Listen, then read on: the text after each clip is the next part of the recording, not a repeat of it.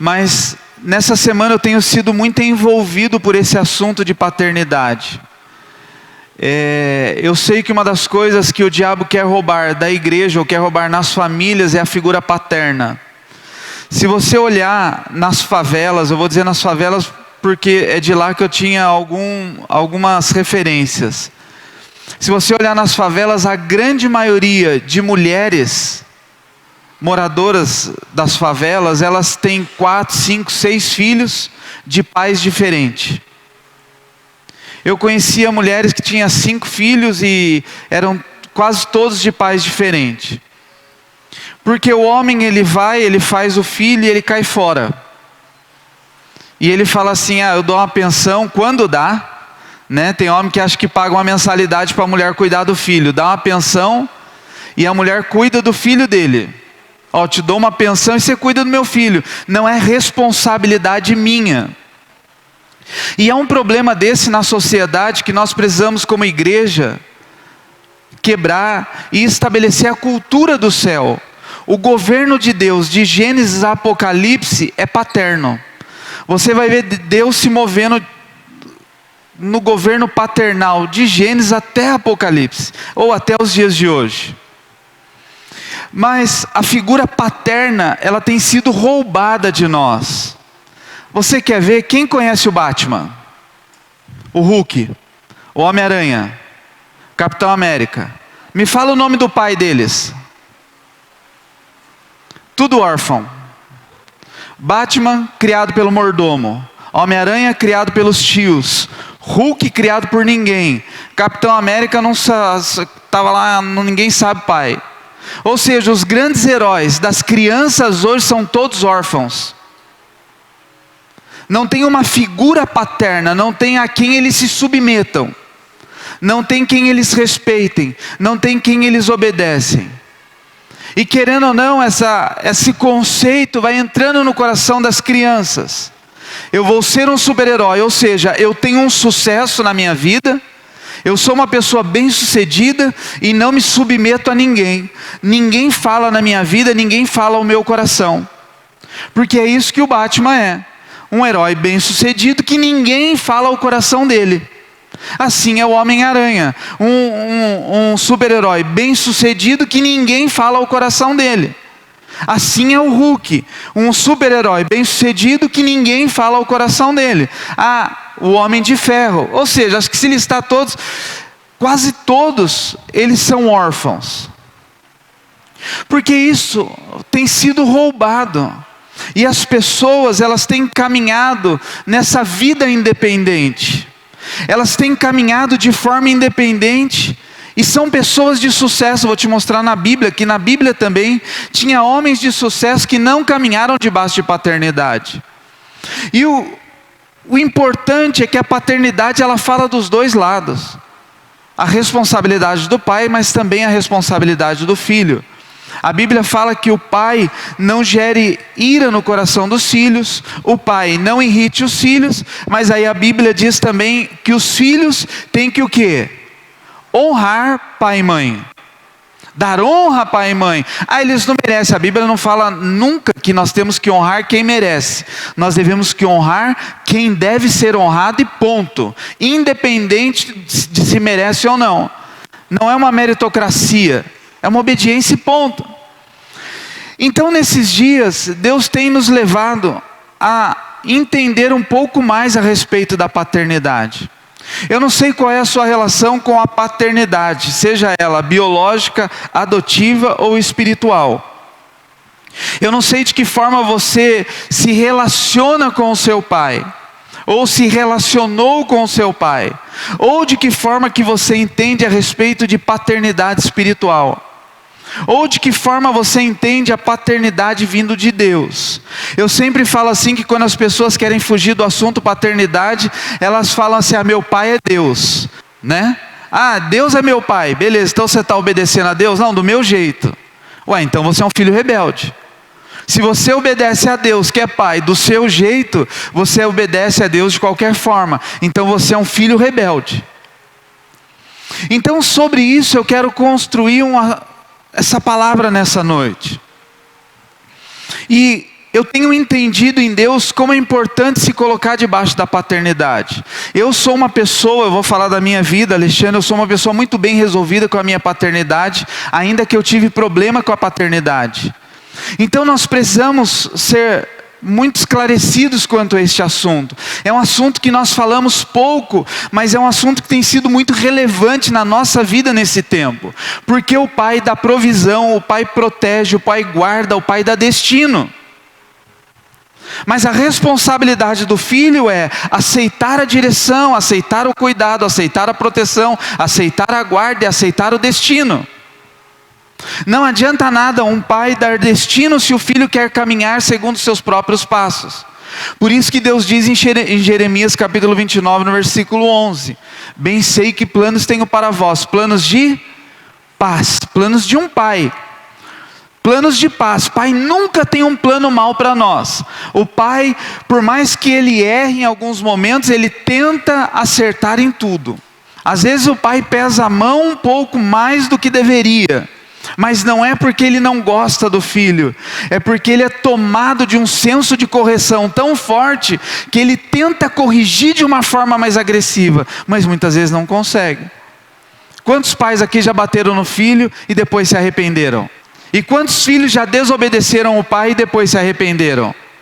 Porque normalmente o filho ele desobedece o pai e a consequência não vem logo no primeiro momento. A consequência às vezes vem anos depois.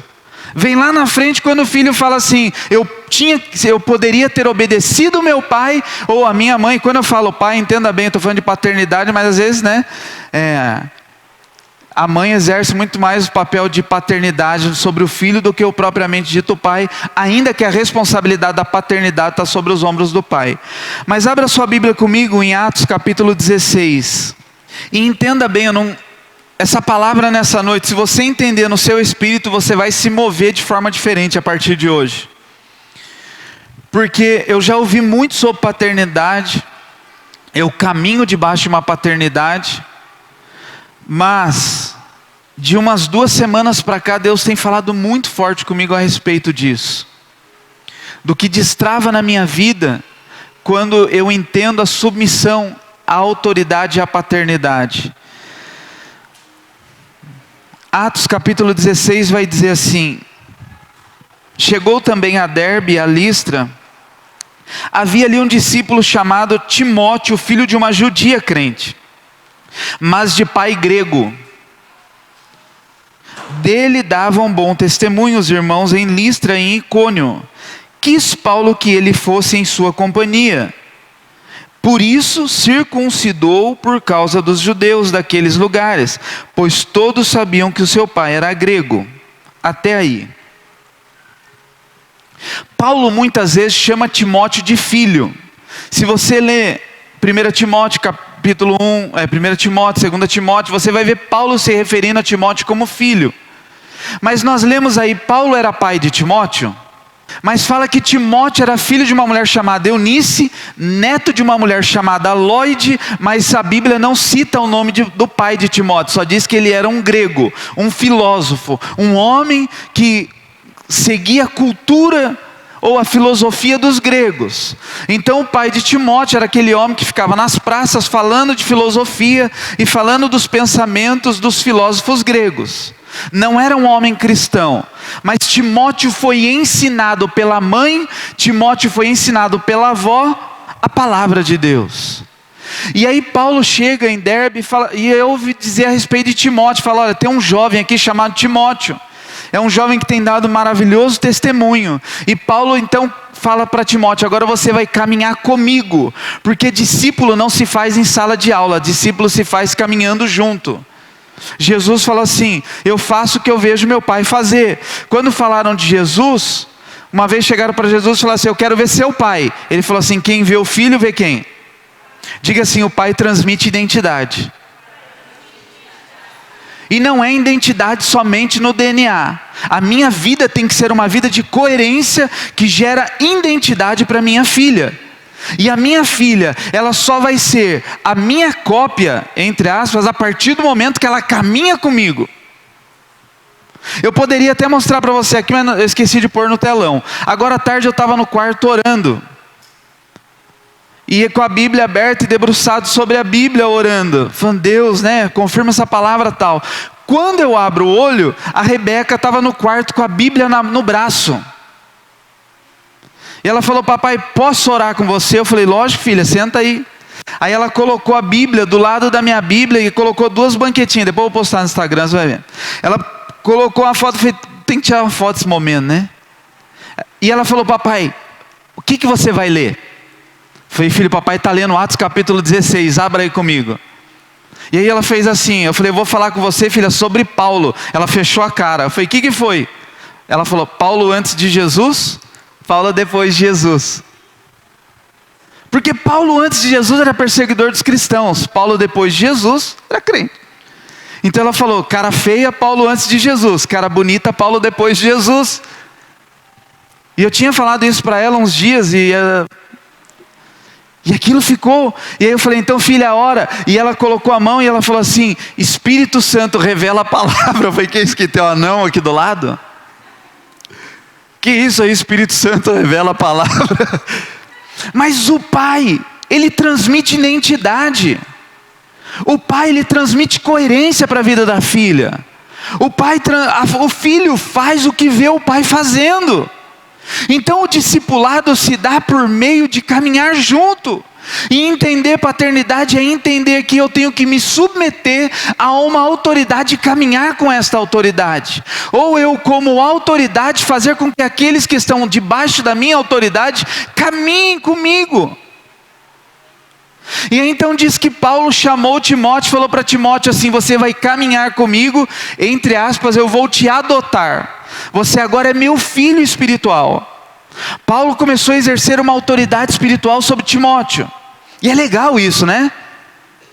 Agora você é meu pai espiritual. Uau! Eu não projeto a minha filha, eu envio ela. Essa é a minha função. A minha função não é pegar minha filha, ficar pondo ela no altar e falar assim, olha que bonitinha, olha como dança bem. Não, a minha responsabilidade como pai é dar destino a ela, enviá-la a um propósito. Então Paulo fala para Timóteo assim, você agora vai caminhar comigo debaixo da minha paternidade. Eu vou cuidar de você. Ah, legal, o que eu tenho que fazer, Paulo? Te dar meu dízimo, te dar minha oferta, o que eu tenho que fazer? Você tem que abaixar a calça. Foi isso que Paulo falou para Timóteo. Você quer caminhar comigo? Quero.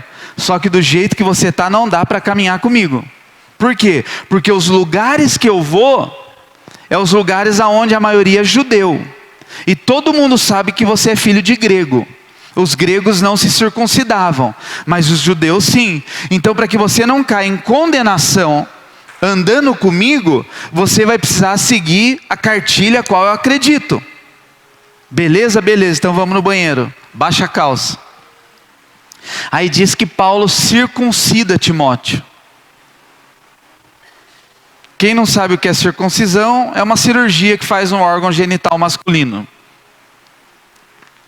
Que essa era uma aliança de Abraão, de Deus com Abraão. Então Paulo fala para que você não caia em laço e os judeus não acusem você caminhando comigo. O que é isso? Proteção. O que Paulo falou para Timóteo? Eu vou te proteger, porque senão vão ficar falando mal de você e eu não quero ninguém falando mal do meu filho. Então eu vou ter que o quê? Te circuncidar para te proteger. Isso fala do quê? Diga assim comigo, um pai, diga mais forte, um pai, toca a intimidade do filho. O que é isso? O pai, ele tem autoridade para tocar em todas as áreas do filho, sejam elas as mais íntimas. O pai, ele não tem restrição com o filho. Não tem esse negócio de pai para filho, o quarto é meu, tranca a porta e ninguém entra no meu quarto. O pai, ele tem acesso livre à intimidade do filho. Não tem esse negócio de, é meu celular, você não vai ver o meu celular. Que seu celular? Enquanto está debaixo da minha autoridade, eu toco em toda a sua intimidade. Não tem seu celular que eu não veja. Não tem quarto de porta fechada com aquele perigo, longe daqui. Eu me lembro uma vez de um homem que bateu na porta do quarto do filho, e o filho falou, não vai entrar. Ele falou, vou, não vai entrar, abre a porta, não vou entrar. Eu estou no meu quarto. Aí o pai veio correndo, estourou a porta com o pé. Falou, agora seu quarto não tem mais porta. Mas é o meu quarto. Não, seu quarto é quando você comprar a sua casa e for morar para lá. Por enquanto você mora na minha casa, você está no meu quarto. Então quem é filho, ele tem que estar disposto a abrir a intimidade para o pai tocar. Quem é filho tem que estar disposto a falar assim, olha pai, pode tocar, ou seja, pode me aconselhar, pode me repreender, pode puxar minha orelha, pode chamar minha atenção nas áreas mais íntimas da minha vida, porque eu estou debaixo da sua cobertura. Cobertura, entenda no bom sentido da palavra, porque depois outro dia eu explico o que é cobertura. Mas sob os seus cuidados. Então Paulo agora vai caminhar com Timóteo. Ele fala para Timóteo assim, se você vai caminhar comigo, eu preciso tocar em alguns pontos, porque senão você vai se envergonhar. Por exemplo, vou dar um exemplo. O João vai caminhar comigo. Aí o João usa aquelas calças muito apertadas. O João usa aquelas camisetas P num corpo de G, né? Aí eu vou ter que chegar para o João e falar, João, essa roupa não cabe para alguns lugares que eu vou pregar. Porque senão você vai ser envergonhado e vai me envergonhar. Sim ou não? É que nem quando eu vou pregar em algum lugar, às vezes eu levo os irmãos comigo e falo, irmão, depois come menos, né? Por quê? Porque o filho envergonha o pai. Às vezes eu vou pregar em algum lugar que o pastor preparou uma janta, eu tenho que falar para os irmãos que foi comigo, irmão, pega leve, repete 15 vezes, mas bom pratinho raso, né? Pega 3 montanhas esse prato de pedreiro, os irmãos ficam assim, ó, o obreiro que o pastor trouxe, rapaz, nem vai dar oferta ao pastor pela comida, pregou pela comida, tanto que o irmão comeu. Ou seja, se o filho não for direcionado, ensinado, cuidado, ele envergonha o pai. Então Paulo, sabendo disso, Paulo falou assim, Timóteo, para que ninguém fale mal de você, porque você é filho de grego, deixa eu tocar a sua intimidade, deixa eu acertar alguns pontos, para que daqui em diante você caminhe comigo. E isso é muito importante, porque nós precisamos de pessoas que nos direcionam. Um filho que caminha sozinho, ele envergonha o pai. Um filho que não tem nada que o balize, ele faz aquilo que quer, e nem sempre o que o filho está fazendo é corretamente. Lucas capítulo 15 vai falar de um filho que chegou para o pai e falou assim, pai, eu sou bom o suficiente, já me entendo como responsável, então eu quero parte da minha herança. Se você ler lá, você não vai ver o pai questionando o filho. O pai vira para o filho e fala assim, não, beleza, é isso que você quer, está aqui, tó. Porque às vezes é mais fácil, para não ter embate, para não ver o filho de biquinho, para não ver o filho chateado, dar o que o filho quer. E o pai do filho pródigo deu o que ele quis. Você não vê ali uma discussão entre os dois, fala, não filho, não dá certo, vai dar errado, não faz isso, o papai tem experiência, não. Fala que o filho pediu, o pai deu, fala que o filho pediu, o pai deu, fala que o filho pediu, o pai deu. E aí se você for analisar, nós vamos analisar a família do filho pródigo, mas aí o filho mais novo chega para o pai e fala assim, eu quero, me dá. Aí o pai fala, não, está aqui toda a sua parte na herança. E aí o pai fica com um problema dentro de casa, que era o filho mais velho. Depois de anos ou de tempos, a Bíblia não fala o tempo, fala que o filho mais novo voltou, se arrependeu, gastou tudo. Sabe por que é bom você estar numa casa paterna? Porque você sabe para onde voltar. Mesmo que você faça burrice. Às vezes a gente quebra a cara, e o bom de saber que tem uma casa do pai é que nós sabemos para onde voltar. Mas aí o filho mais velho, o que ele fala? Por que você vai dar de volta lá o anel, roupa para o filho mais novo? Ou seja, você vê uma família completamente desestruturada. O filho mais velho não se dava com o filho mais novo, o filho mais velho tinha inveja do filho mais novo.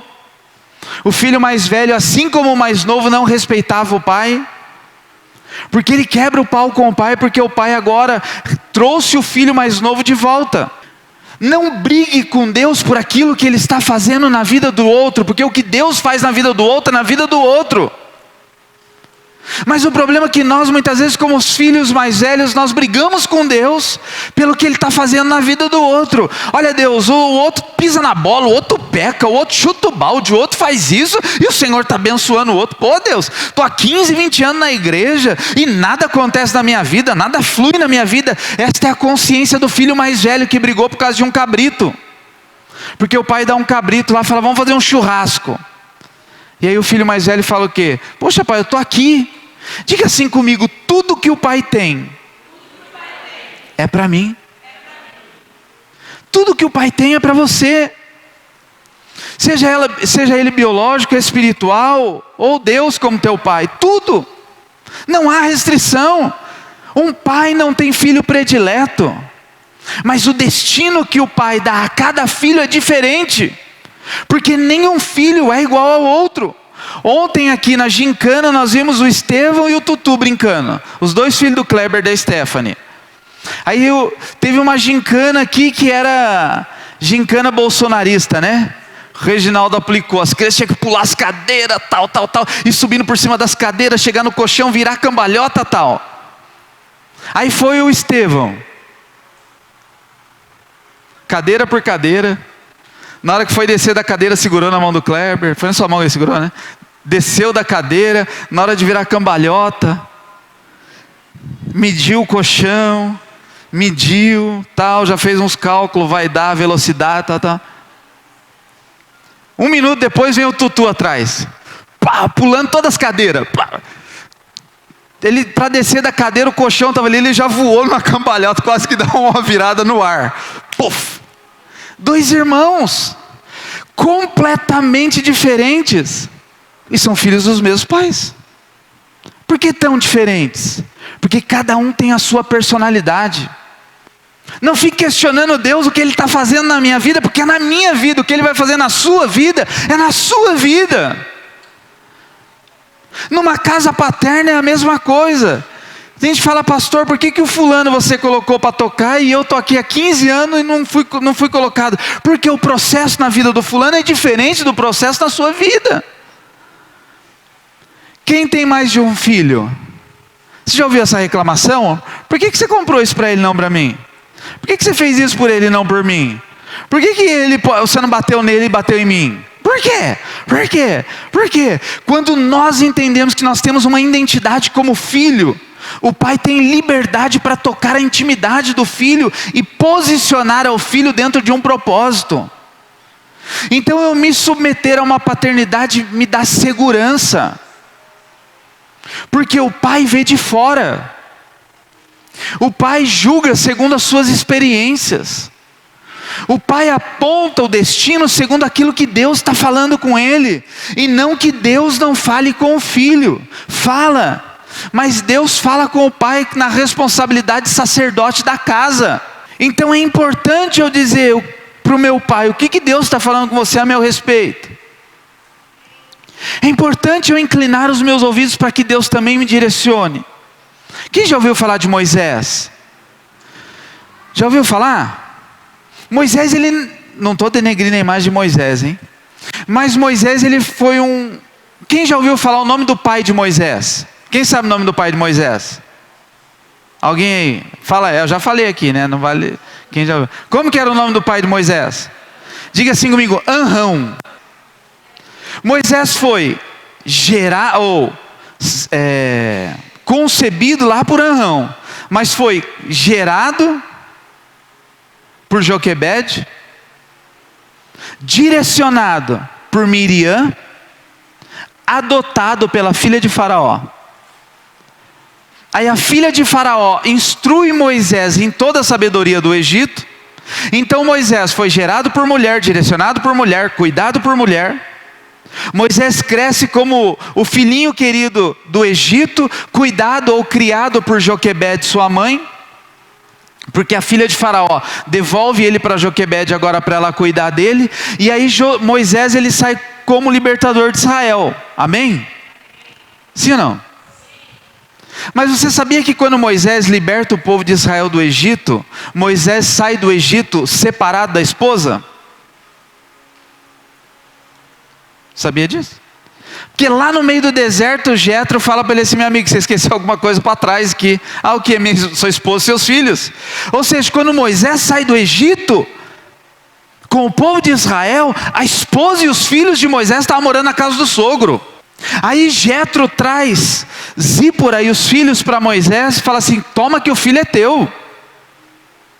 Você já é um cara de sucesso. Mas Moisés era um super-herói. Moisés era o herói. Moisés era o herói de 3 milhões de pessoas. Emprego bem sucedido no emprego. Família zero, destruída.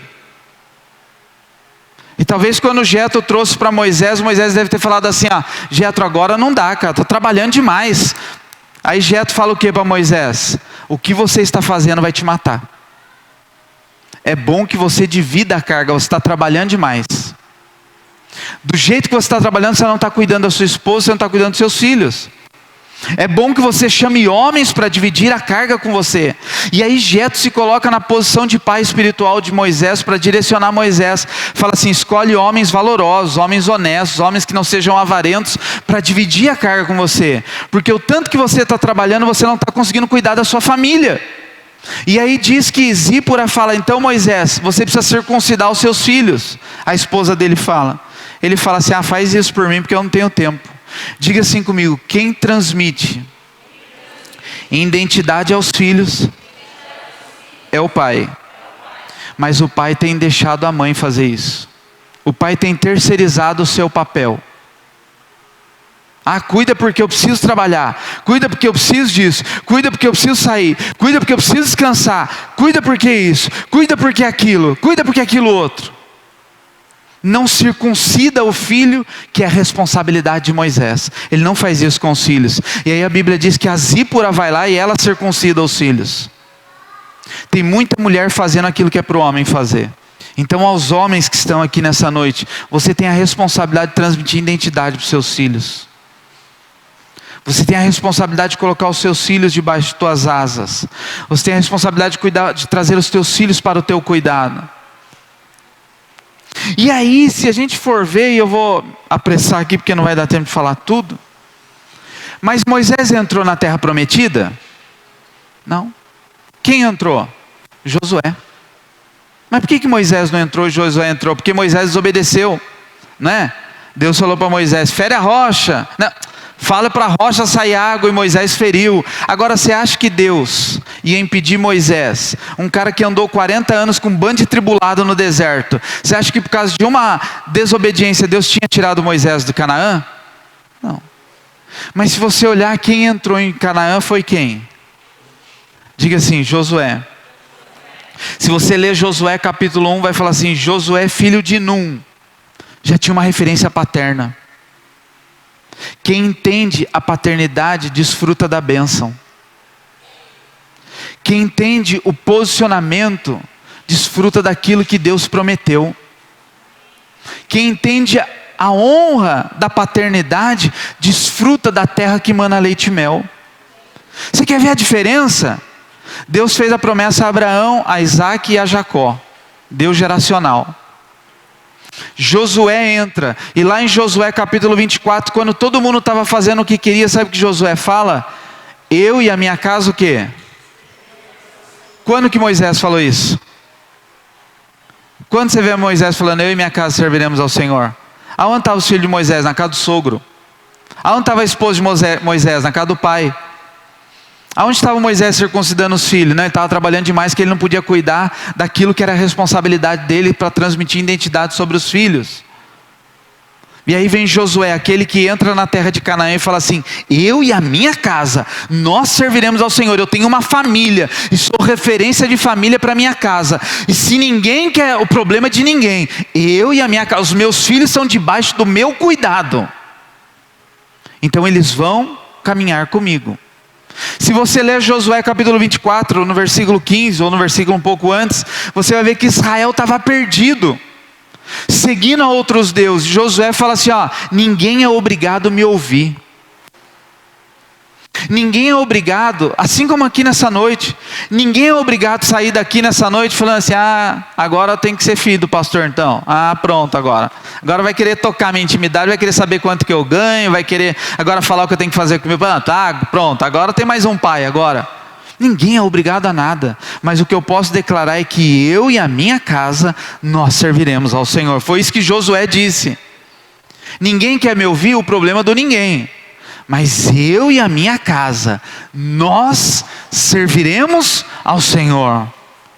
Eu e a minha casa desfrutamos de uma responsabilidade cristã. Josué, filho de Num, Josué, aquele que caminhou segundo a identidade do seu pai, foi aquele que desfrutou da bênção de Deus. E ele transmitiu isso para sua casa. A identidade, ela nos protege, a paternidade, né? A paternidade, ela nos protege. A Bíblia diz no Salmo 91, no versículo 1: aquele que habita no esconderijo do Altíssimo, a sombra do Onipotente faz o quê? Descansa. A paternidade traz sobre nós o descanso. Uma vez uma pessoa falou para mim assim: você almeja tal função, ou tal cargo, ou tal posição. Eu falei: nunca. Eu nunca vou querer ser pai do meu pai, porque essa responsabilidade cabe a ele. Ele tem responsabilidade de ser meu pai. Então eu me coloco. Quem aqui já foi solteiro? Ou é solteiro? Com certeza todos, né? Quando você era solteiro, você sabia o que era a conta de água e luz? A gente fala assim: nossa, pastor, casei e descobri que existe um demônio chamado Bandeirantes, Semai, Net. Uns demônios que apareceram na minha porta assim que eu não sabia que existia. Descobri que tem um demônio que chama Chibata, eu tenho que ir lá toda semana. Eu não tinha esse demônio na minha vida. Tudo que eu ganhava era meu. Às vezes ajudava um pouquinho aqui, ajudava um pouquinho lá. Mas agora apareceu uns demônios na minha vida. Fala: não é demônio não, é que você caminhava debaixo da paternidade, e você era guardado debaixo dessa paternidade.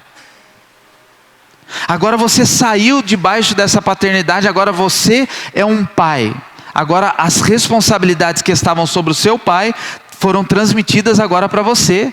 Agora você também tem essas responsabilidades. Então a paternidade nos dá segurança. O problema é que nós queremos caminhar muito segundo os nossos passos. O problema é que nós queremos caminhar muito segundo aquilo que nós achamos ser o certo. Mas nós caminhamos segundo os nossos passos, achando o que é certo, até quebrarmos a cara. Depois que quebramos a cara, quantas pessoas chegam para mim e falam assim: pastor, eu queria que você orasse, porque tomei uma decisão errada. Eu falei: mas por que você não perguntou antes? Sei lá, me achei autossuficiente. Achei que eu sabia decidir, mas deu tudo errado. A Bíblia diz assim que na multidão de conselheiros há sabedoria. E um pai não é um mentor, o pai é um pai. Então, como pai, nós temos essa responsabilidade. E como filhos, nós temos que ter esse entendimento. Filho que caminha sozinho pede herança antes do tempo. Então Deus tem liberado sobre nós essa palavra. Muitas coisas muitas situações elas podem ser poupadas se nós entendermos isso. Filho honra pai e mãe. E o que é honra? Tem gente que fala o conceito capitalista que a gente tem. As pessoas acham que assim, quer que honre, quer que dê dinheiro. Dar dinheiro é honra? Também. Dar presente é honra? Também. Mas respeitar as direções é muito mais. Eu honro a Deus quando eu obedeço a sua palavra. Sim ou não? Eu honro a Deus quando eu dizimo? Também. Eu honro a Deus quando eu oferto? Também. Mas eu honro muito mais a Deus quando Ele vê que eu estou caminhando segundo a sua palavra. Por isso que Ele fala para Josué: medita na palavra, dia e noite. Tenha o cuidado de não se desviar nem para a direita, nem para a esquerda. Por que Ele fala isso para Josué? Porque Josué entendia o que era ser um filho posicionado. Então ele fala: eu vou te posicionar agora na entrada para Jericó. E aí sabe o que ele fala para Josué no capítulo 6, eu vou te dar Jericó. Beleza? Beleza. Antes de Jericó, você vai circuncidar todo Israel. Ou seja, você é o pai espiritual de todo Israel, Josué. Olha aí, Josué dorme filho de Moisés e acorda pai de Israel. Se você ler Juízes, Josué capítulo 6, vai falar que Josué chamou uns líderes com ele e falou assim, ó, uma faca para você, uma para você, uma para você, uma para você, todos os homens, vem para cá. Mulher, vai passear que hoje o papo é sério com seu marido. A hora que os maridos falam, o que vai acontecer? Todo mundo abaixa a calça aí. Vão circuncidar todo Israel, porque Deus não vai nos dar vitória se antes todos não forem circuncidados. E aí fala lá que eles ficaram um tempo se curando. Imagina, homem com gripe acha que vai morrer. Agora imagine mais de 1 milhão de homens, todos tiveram que fazer cirurgia naquele dia. Como tá 1 milhão de homens andando assim, ó, ai. E por que não vai para Jericó? Porque precisa cicatrizar, não dá para andar. Josué circuncidou todo Israel, porque ele se tornou o pai de Israel, aquele que agora direcioná-los à vitória em Jericó. Então que nós possamos entender isso nessa noite. Que nós possamos dizer para Deus, Deus, eu me submeto à sua paternidade. Eu disse isso aqui uma vez numa reunião de liderança. Qual é o tratamento que você quer da minha pessoa com a sua pessoa? De ovelha? De pai? Ou de amigo? Quem tem cachorro? Ou já teve cachorro? O cachorro dorme dentro de casa? Assim, normalmente, né? Tem uns que dormem, mas normalmente o cachorro dorme dentro de casa? Mas normalmente cachorro dorme aonde? Fora, no quintal. Agora, quem tem filho? Já colocou seu filho para dormir no quintal? Ó, o negócio é o seguinte. Hoje você não vai tomar banho? Não vou. Quem já dormiu sem tomar banho? Não levanta a mão. Mas quantas vezes nós dormíamos sem tomar banho, né? Minha mãe, eu ficava jogando bola o dia inteiro, ficava com aquele cordão preto no pescoço. Minha mãe falava assim, vai tomar banho. Eu entrava no banheiro, só molhar o pescoço assim, ó. Lavava os 2 pés, falava, pronto, tomei banho. Isso quando eu era adolescente, né? Eu sei que você já fez isso também, não veio? Todo mundo já fez isso. Só abriu o chuveiro, lavou a mão e saiu.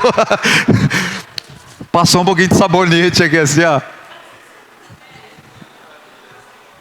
Agora deixa eu dizer uma coisa para você. Qual o tratamento que você quer, de ovelha ou de filho? Não exija tratamento de filho se você é uma ovelha. Porque filho tem tratamento diferente. Tem gente que fala, eu vou falar do contexto espiritual. Tem gente que entra na igreja, fala, oi pastor, tchau pastor, oi pastor, tchau pastor.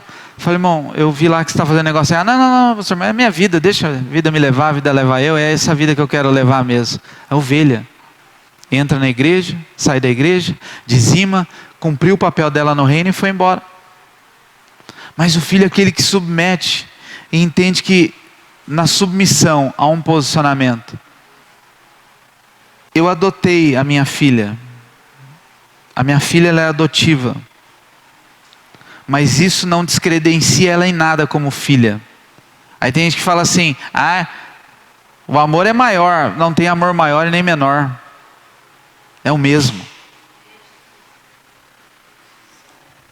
Assim como também as lutas são a mesma. Aí tem gente que fala assim, o filho adotivo tem que ver quando crescer. Quantos filhos biológicos já ouviu falar que matou pai e mãe? Flor de lis aí. Tem 55 filhos, são 51 adotivos. Quem matou o pai foi o biológico. Ou a cabeça pensante do assunto. Então não importa se você é adotivo ou biológico no sentido espiritual. Se você se submeter, você vai desfrutar de tudo aquilo que Deus tem para liberar. Agora entenda a sua responsabilidade como pai. Você tem responsabilidade de transmitir a identidade não sua. Porque talvez a Rebeca não tenha um trejeito meu. Mas se ela tiver todos os trejeitos de Cristo, eu estou satisfeito. Porque a identidade que eu transmito para ela não é a minha identidade, é a identidade do Cristo em mim. Porque a minha realidade é Cristo. Eu não transmito a identidade que eu tenho como Alexandre, eu transmito a identidade que eu tenho como filho, eu transmito o DNA do céu para a vida dela. Essa é a minha responsabilidade. Conduzir, pastor, é ensinar ela a ser crente? De forma nenhuma. Eu não quero ensinar minha filha a ser crente. Eu não quero que ela venha para a igreja porque ela é minha filha. Eu quero que ela tenha prazer de estar na casa do Senhor, porque o DNA do céu está imprimido no coração dela. Eu sou o transmissor do DNA do céu para minha filha. Se coloque em pé para nós orarmos. Diga assim para Deus: Senhor, esta é a minha responsabilidade. A minha vida tem que ser uma vida coerente.